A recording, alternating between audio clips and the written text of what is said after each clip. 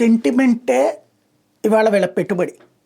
మనకి పెళ్ళయ్యాక పిల్లలు పుట్టకపోతే గొడ్రాలు అని పిలుస్తారు. అమ్మాయి తప్పైనా అమ్మాయిదే, అబ్బాయి తప్పైనా అమ్మాయిదే. అయితే ఇవాళ రోజుల్లో కొంతమంది అబ్బాయి తప్పైనప్పుడు అబ్బాయిని కూడా అవమానిస్తున్నటువంటి రోజులు సాగుతున్నాయి. ఇలాంటి అవమానం సమాజంలో ఎదుర్కోకూడదండి. అంటే చివరికి అమ్మాయిని ఫంక్షన్లకు పిలవరు, శుభకార్యాలకు పిలవరు. అమ్మాయి ఏ తప్పు చేయలే, శారీరకమైనటువంటి రుగ్మత, కానీ ఫంక్షన్లకు పిలవరు, బారశాల లాంటిది పిలవరు. వేరే పిల్లల్ని ఎవరినైనా దగ్గరికి తీసుకుంటే ఈమె చేయబడితే ఇదైపోతుంది అంటూ అవమానిస్తారు. ఇది సమాజంలో ఉన్న ఒక రుగ్మత.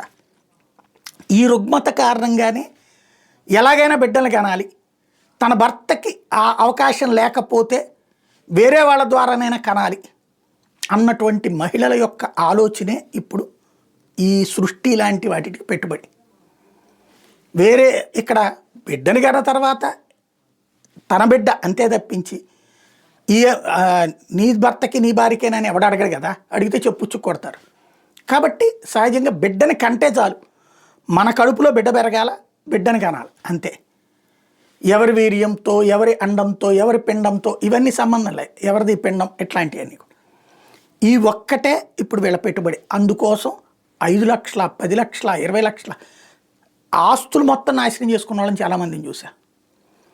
శుభ్రంగా డబ్బులు నలుగురిని దత్తత తీసుకోవచ్చు, కానీ ఫీల్ రాదు, నా బిడ్డ అనే ఫీల్ రాదు. ఇది ఒక సమస్య.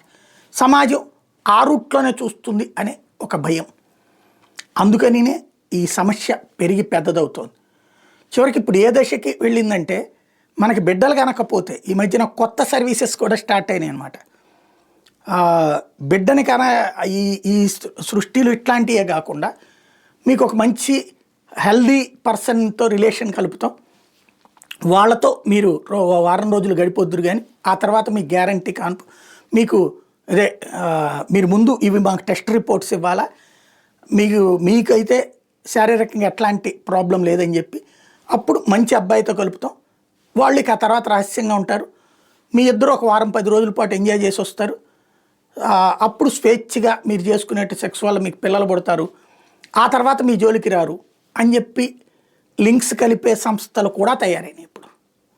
అలాంటి అబ్బాయిల్ని ఎంపిక చేసి, అంటే అమ్మాయి నాకు ఇట్లాంటి అబ్బాయి కావాలంటే ఈ అబ్బాయితో మాట్లాడే సంస్థలు కూడా పుట్టుకొచ్చినాయి ఇప్పుడు. కాకపోతే అది హై రిచ్ ఫ్యామిలీస్ దగ్గర నడుస్తుంది. ఇవేమో లో ఇష్యూస్, ఇవి బయటకు వస్తున్నాయి, అవి బయటికి రావట్లేదు. మాకు బిడ్డ కనాలి అన్నటువంటి వాళ్ళ యొక్క ఆలోచనే వీళ్ళ యొక్క పెట్టుబడి.